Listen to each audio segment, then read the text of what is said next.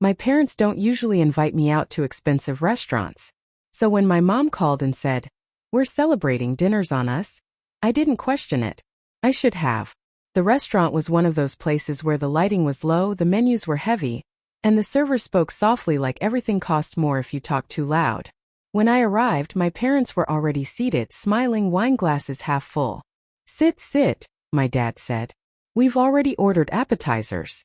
Plural. They didn't ask what I wanted. They didn't wait. They just kept ordering steaks, seafood towers, bottles of wine I couldn't pronounce. Every time the waiter came back, my mom waved him over like money wasn't real. I ordered a simple pasta and water.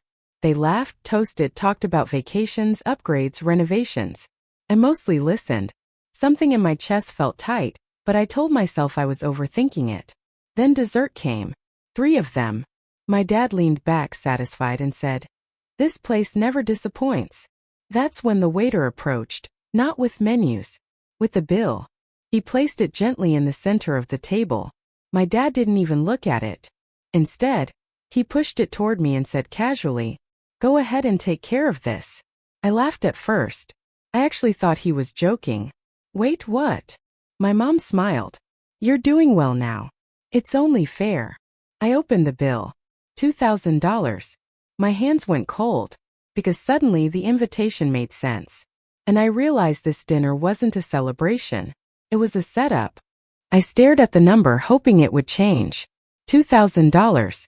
More than I'd ever spent on a single night in my life. "I thought you said dinner was on you," I said quietly. My dad waved a hand.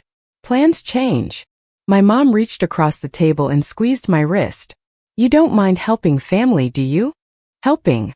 That word hit harder than the bill. They talk like this was normal. Like I should be grateful for the opportunity to prove myself. My dad listed reasons I owed them: college help, rides when I was younger, everything we sacrificed. The waiter stood nearby, pretending not to hear. "I didn't order any of this," I said. "You ate, didn't you?" my mom replied. Something shifted inside me then. This wasn't about money. It was about control. About reminding me where I stood. "Just put it on your card," my dad said, already reaching for his coat. I looked around the table. The empty wine glasses. The untouched dessert plates. Their satisfied faces. I could pay it. They knew that. That's why they asked. My phone buzzed with a message from my bank.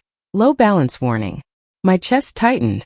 I looked back at them and asked the question they didn't expect. "Why didn't you tell me before?" They exchanged a glance. And in that silence I finally understood something painful. They never planned to.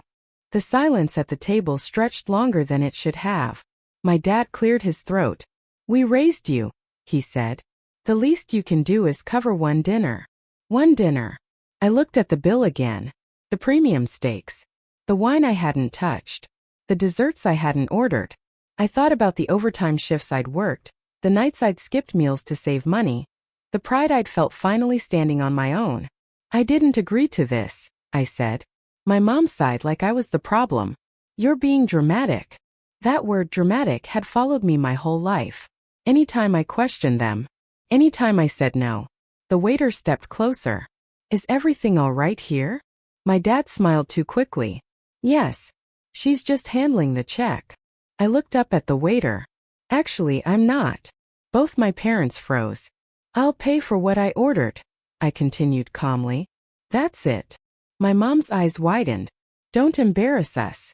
I felt my hands shake, but my voice didn't. "You embarrassed yourselves when you decided for me." The waiter nodded slowly, understanding flickering across his face. "I can separate the bill." My dad leaned in, his voice low.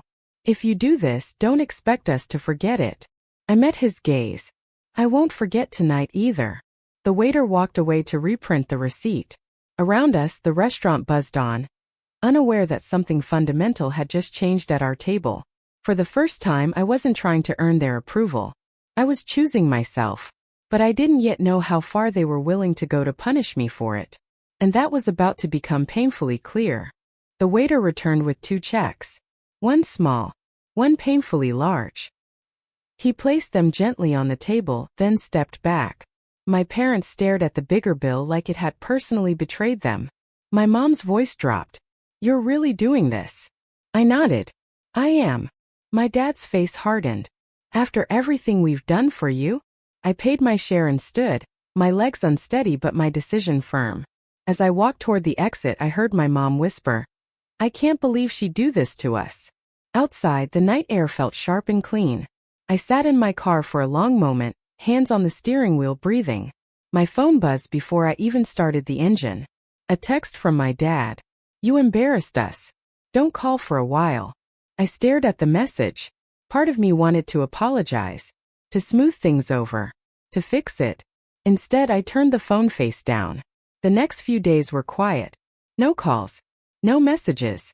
The silence was deliberate and loud. Then 3 days later, my mom called. Not to apologize, to ask if I'd reconsider paying the rest. That's when I realized something important. This wasn't a misunderstanding. It was a pattern. And I had just disrupted it. But the real test was still ahead, because standing up for yourself is one thing. Living with the fallout is another. That evening, I sat alone in my apartment, replaying the dinner in my mind. $2,000. Their laughter. The way my parents assumed I would quietly cover everything without question. I realized it wasn't about money. It was about control. About teaching me that my voice, my choices, my independence didn't matter. I let the silence stretch, letting them stew in it. I didn't text back. I didn't call. I didn't explain myself. For the first time in years, I chose myself over pleasing them. A week later, my dad called, not angry, just cautious. Are you upset? I smiled softly and said, I'm not. I just realized something important tonight. Respect isn't bought. It's earned. And I will not pay for mine. From that moment, everything shifted. Family gatherings changed. Conversations became less about control and more about boundaries. I didn't feel small at dinner anymore. I didn't feel obligated to take the blame or the cost for their enjoyment. I realized that some tables are expensive not because of the food but because they try to cost you your dignity. And I walked away free. Because sometimes the most powerful choice you can make is the quiet one. To say no, stand tall, and finally choose yourself.